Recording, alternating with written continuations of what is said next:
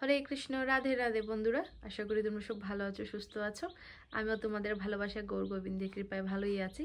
সবাইকে ইংরেজি নববর্ষের অনেক অনেক শুভেচ্ছা, প্রীতি ও ভালোবাসা। বড়োদেরকে জানাই প্রণাম, ছোটদেরকে আমার অনেক ভালোবাসা। আমার রাধারানী, আমার রাধা মাধবের কাছে প্রার্থনা করি সবাই যেন সুস্থ সবলভাবে এই নতুন বছরটা কাটাও, হাসি খুশিভাবে। আমার রাধা মাধবের আশীর্বাদ কৃপা যেন সবার উপরে থাকে, সবার যেন মনের ইচ্ছা পূরণ হয়, রাধারানীর কৃপা সবাই যেন পাও, এই বলিয়াই প্রার্থনা করেছি ঠাকুরকে। আর সবাই আমার জন্য একটু প্রার্থনা করো, আমি যেন, জানো কি বলছি, আমার মানে শরীরটাই ভালো থাকে না, আমার সেই প্রবলেম একটাই। আর সবাইকে বলেছিলাম যে আমার মাথার একটা প্রবলেম আছে, মানে মাথা ধরাটা ছাড়ি না, প্রতিটা ব্লগে আমি বলি মাথা ব্যথা মাথা ব্যথা। তো এই দুদিন থেকে কোনো ব্লগ ভিডিও কিছু করতে পারছি না। আর এই নিউ ইয়ারটাও গেছে আমার মাথার যন্ত্রণা নিয়ে। তো আজকে 1 জানুয়ারি, তাই একটু শুরু করলাম তোমাদের সাথে শেয়ার করে, আমার রাধারানীকে নতুন বছর শুভেচ্ছা জানাই। তো যাই হোক বন্ধুরা, এই কদিন থেকে পুজো টুজো কিছুই দিতে পারছি না, সম্পূর্ণ কাজই মা করছেন। তো আজকেও বুধবার 1 জানুয়ারি, আজকেও পুজো মাই দিয়ে গেছেন। আর এখন স্নান টান করে আমি জাস্ট গীতা পাঠ করলাম, করার পরে ব্লগটা শুরু করেছি। জানি না কি হয়েছে, এখন যাব ডাক্তারের কাছে। প্রায় আজকে 6 মাস হয়ে গেছে মাথাটা ধরা, আমি অন্য ওষুধ টষুধ খেয়ে আছি, কিন্তু দুদিন থেকে আর পাচ্ছি না। আমি দুদিন থেকে এত প্রচুর মাথা ধরেছে, মানে সহ্য সীমার বাইরে হয়ে গেছে। মানে কি বলবো, 30 তারিখ রাত্রে খাওয়া দাওয়া করে ঘুমিয়েছি, তারপর থেকে যে এত প্রচুর যন্ত্রণা হয় মাথাতে, এই জায়গাটাতে এত যন্ত্রণা, মানে একদম সহ্য সীমার বাইরে হয়েছে। সারা রাত ঘুমাই নিয়ে মাকেও ঘুমাতে দিইনি, সারাটা রাত বসে বসে মা মাথা টিপে দিয়েছেন, কেউ কি কি দিয়েছেন মাথা, তাও কমেনি। ব্যথাটা কিরম মনে হয় জানো, কেউ যদি বড় বাঁশ দিয়ে আমার মাথাতে আঘাত করলে যেরকম ব্যথা হয়, সেই পরিমাণের প্রচণ্ড ব্যথা হয়। তো অল্প আগে আমি ওষুধ খেয়েছি মাথা ধরার, তো একটু আরাম পাচ্ছি, তো ভিডিওটা শুরু করলাম। আর ঘুমাতে পারি না, বালিশে মাথাটা রাখলে মাথাটা যন্ত্রণা করে আর কি। তো জানি না কিসের জন্য। আর আজকে যাব ডাক্তারের কাছে। তো এমনি ডাক্তারের সাথে আলাপ হয়েছে, তো উনি বলছেন ঠিক আছে, এত প্রচুর ব্যথা যখন, একবার মাথাটা সিটি স্ক্যান করে দেখালে ভালো হয় আর কি। তো এই ভয় লাগে কি হবে না হবে। এরকম ব্যথা কোনো সময় আমার ছিল না, বা আগে হালকা হালকা ছিল, কিন্তু 2-1 দিন থেকে প্রচুর প্রচণ্ড ব্যথা হচ্ছে। তো একবার ডাক্তার বলছে মাইগ্রেনের হতে পারে, বা সাইনাস আছে, সাইনাস থেকেও হতে পারে। দেখি কি করি, সিটি স্ক্যান করাবার আমারও ইচ্ছে নেই, কিন্তু এই যে কথা বলছি এখনও কিন্তু ব্যথা করছে হালকা হালকাভাবে। তো যাই হোক বন্ধুরা, তো সেই জন্য আর কি বছরের প্রথম দিনই তোমাদের কি বলছি আর কি, মানে যা সব কিছু শেয়ার করি তোমাদের সাথে। ডাক্তারে যাব কি হয় না হয় সব কিছু জানাবো তোমাদেরকে।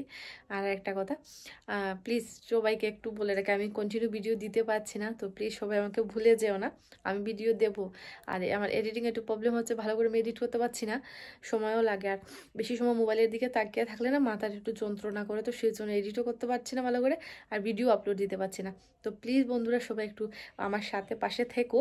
আমি 2-3 দিন পর পর ভিডিও দেব, এডিট করতে একটু সময় লাগে। প্লিজ আমাকে সবাই ভুলে যেও না, আমাকে একটু সাপোর্ট করো, তোমাদের ভালোবাসার প্রয়োজন আমার। প্লিজ ছোটো বোনটাকে কেউ ভুলে যেও না, আমার পাশে থেকে অতটুকু বলার আছে। আর এখন চলো আমার গোপাল সোনাদেরকে দর্শন করাই। তো এই যে আমার বড় লাড্ডু গোপাল, আজকে আমার লাড্ডু গোপালের ঠাম্মা পুজো দিয়েছে। তো আজকে হচ্ছে বুধবার, তো সেই জন্য মা সবুজ কাপড় পরিয়ে দিয়েছেন।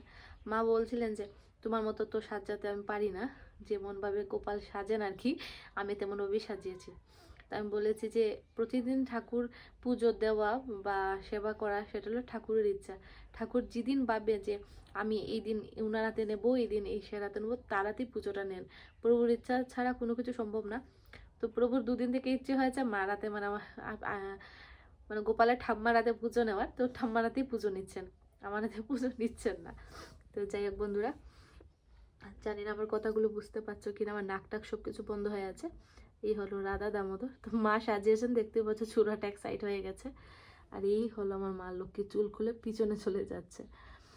আর এই যে আমার কিউট কিউট আমার 4জন গোপাল দেখতে পাচ্ছ। এই 4জন হচ্ছে প্রচণ্ড দুষ্টু। কি জানো, এই যে ওনাদেরকে মুঠুক চূড়া পরানো হবে না, একটু পরে দেবে খুলে পড়ে যাবে, বাসি পড়ে গেছে, মালা পড়ে গেছে, মানে সারাটা দিনে ওদের দুষ্টুমু চলে। সারাটা দিন যে কতবার যে চূড়া মুঠুক ঠিক করতে হয় সেটা আমরাই জানি। আর এই হলো এই যে মুঠুক তেরা হয়ে যাচ্ছে, দেখতে পাচ্ছ, আস্তে আস্তে পড়ে যাবে কিন্তু। আর এই হলো আমার রাধারানী, মুচকি মুচকি হাসছে দেখতে পাচ্ছ। আর এই আমার নরসিংহ ভগবান, আর এই আমার জগন্নাথ মহাপ্রভু ভগবান। জগন্নাথ মহাপ্রভু প্রভু একটু একটু দুষ্টামি করেন আর কি, মালা টালা মুটুক টুটুক কোনো সময় ফেলে দেন আর কি।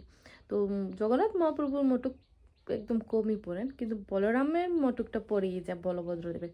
ওনার তো মাথাটা গরম, উনি রাগী, তো ওনার মুটুকটা একটু উল্টা পুল্টা হলে বা একটু 19 থেকে 20 হয়ে গেলে পরে যায়, তো বারবার এই মুটুকটা উঠিয়ে দিতে হয়। এমনি কিন্তু মুটুক শক্ত করে বসানো আছে, পিছে বাঁধা আছে, তা সত্ত্বেও পরে যায়।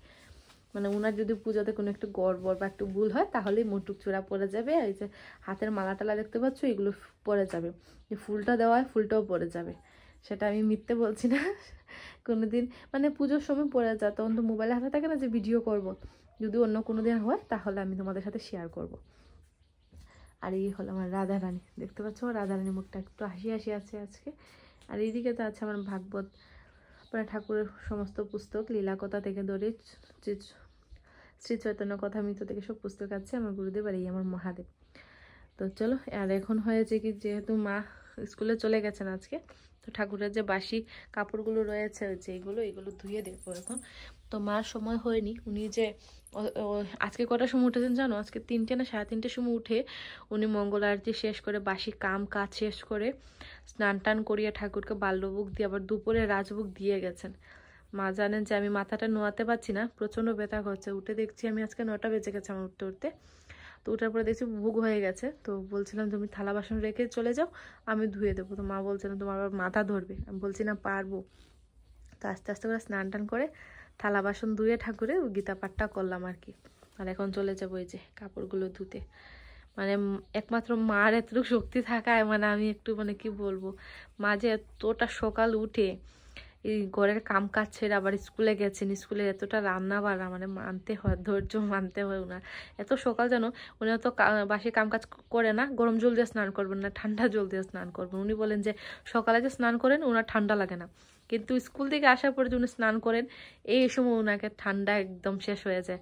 উনি বলেন যে গোপালের আশীর্বাদ থাকে, উনি সকাল সকাল স্নান করতে পারেন, বা যে গোপালের মঙ্গল আরতি দেরি না হয় সেই জন্য ঠাকুর ঠান্ডাটা ওনার কমিয়ে দেন আর কি। তো যাই হোক বন্ধুরা, তোমরা ভিডিওটা দেখতে থাকো, জানি না কতটুকু করতে পারবো, চেষ্টা করবো মানে সারাদিন কি করি শেয়ার করবার। তো চলো সবার আগে ঠাকুরের কাপড়গুলো ধুয়ে দিই। তো বন্ধুরা, বলেছিলাম যে আজকে বিকালে ডাক্তারের কাছে আসবো, তো ডাক্তার দেখানো হয়ে গেছে, কি বলেছে ডাক্তার সেটা তোমাদের পরে বলবো। আর এখন এসেছে আমার ছোট বোনের ঘরে। আমি আসার পরে দেখছি ও আমার মানে ইউটিউব চ্যানেল যে ব্লগ ভিডিওগুলা ওই যে টিভিতে লাগিয়ে ও দেখতে হচ্ছে। আমি আসার পর থেকে আমার চ্যানেলেও চলছিল।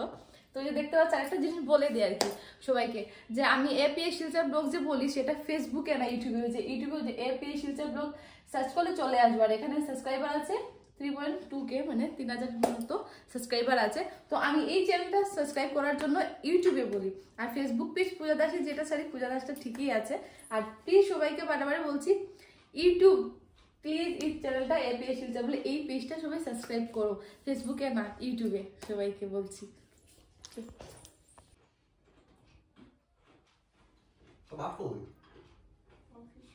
বন্ধুরা, ডাক্তার কি বলেছে, মানে কালকে আবার যাওয়ার জন্য বলেছে যে নাক টেস্ট করা হবে, চোখ টেস্ট করা হবে, তারপরে মাথা সিটি স্ক্যান করানো হবে।